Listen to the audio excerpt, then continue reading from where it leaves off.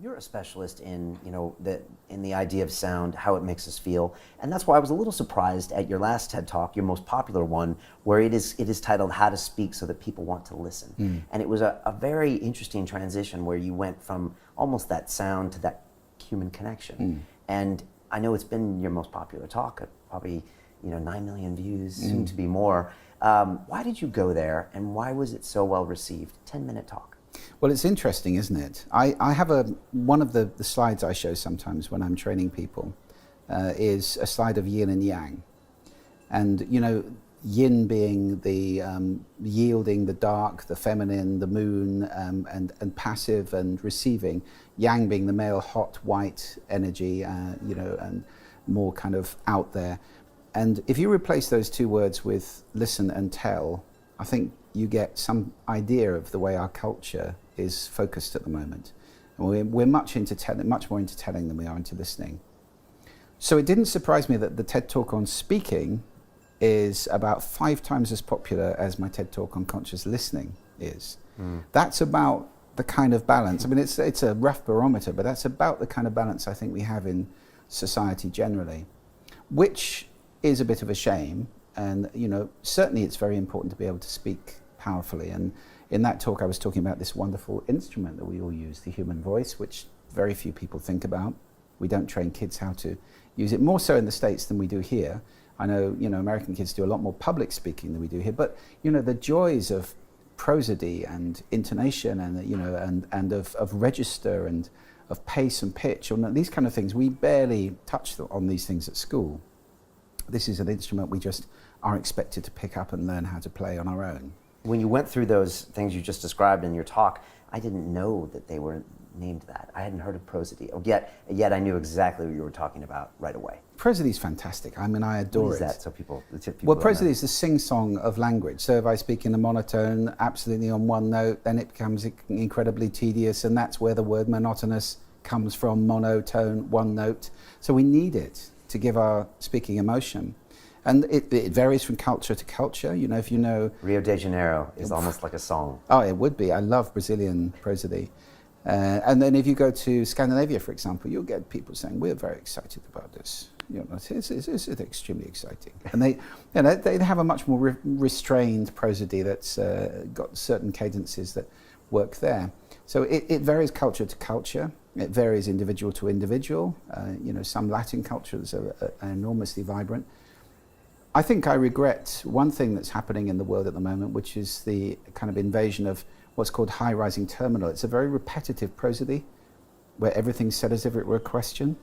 Okay. Is that a British thing or a global? It came from originally Australia, and then it went into Los Angeles. Ooh. And then through Miley Cyrus and all those kids' TV programs who will speak like this, I'm like this, and he's like this. Okay. You get the Valley Girl? Is that yeah, it's the Valley Girl speak. Okay. And unfortunately, that became enormously popular, so now it's really become very prevalent. And, 2 reasons why I regret it. I'm not saying it's bad or wrong, but it's slightly regrettable, I think. One, it's repetitive. So it robs us of the richness of prosody, which I think is such a glorious song. And the second is, it's also slightly weak, because what's in there is a hidden question, is that okay? So when I'm doing this, I'm asking you, is this okay? Every statement, I really want to go to the pub tonight, and it's kind of... Yeah, you're asking permission. Begging permission, yeah. And as opposed to, I want to go to the pub tonight, which is a completely different... we can say, the way we say things is enormously influential. You think about the way you say no when somebody's tickling you compared to the way you say no when a kid steps out in a road.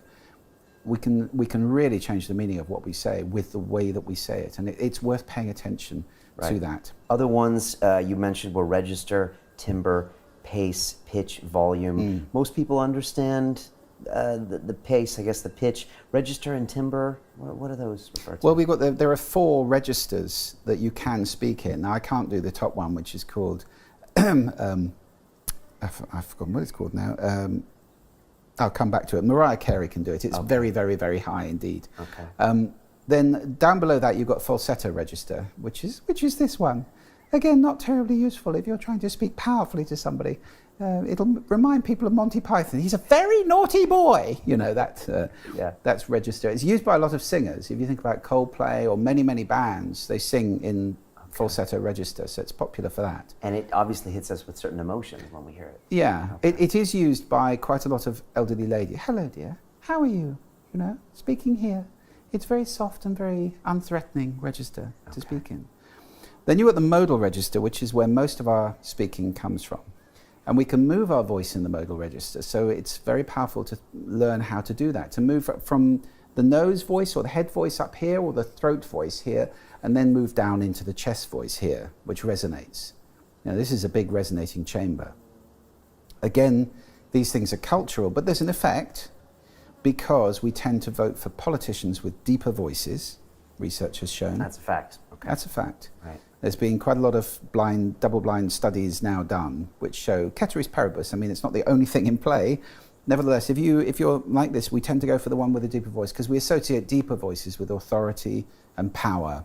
Right. Because big things are deeper, like elephants have a deep voice, mice have a very high voice. I'm thinking of the classic James Earl Jones, "This is CNN." Yeah, or, or exactly. Darth Vader, right? Yeah, Same Darth guy. Vader would. Yeah, absolutely. Or in a world, you know, this kind of deep voice is taken to be authoritative. So if you want to speak powerfully, it's worth practicing coming down here a little bit. But in your TED Talks, you don't do that intentionally. No, Okay. No, I noticed that. I use my regular voice, although, you know, it is something I've worked on over the years, so I probably speak more from down here than once I did. Once upon a time, I was probably more up here like this, you know, now it's probably more down here. Okay. And then there's another register, which again is a thing I rather regret coming into common parlance a lot now. It's called vocal fry, and it sounds like this, you know, we're always stoked about this. And again, very much a West Coast way of American, right. And you get largely females. I mean, I did hear a man yesterday. I was at a restaurant and there was a guy at the next table who was in this the whole time. He was just speaking like this the whole time. You pick up everyone's voice. Yeah, I do, unfortunately. But it's not very pleasant to listen to, and it robs, you know, the voice of all this richness and beauty, I think, that the voice has. It's also not very good for your vocal cords to speak like that. Right, and it's being lazy, and you said, I think I heard one of your podcasts where you said it's a meme, and it's kind of lazy meme that people are just resulting to. They probably don't know they're doing it, but they're robbing themselves and everyone around them from the richness of their voice. I think so, yeah. I think so. I mean, that's an opinion, but Right. I'm not telling anybody how to behave. I think, you know, if you've got a voice, why not explore the fullness and richness of it? It's a shame to limit it to a tiny, tiny part of its capabilities.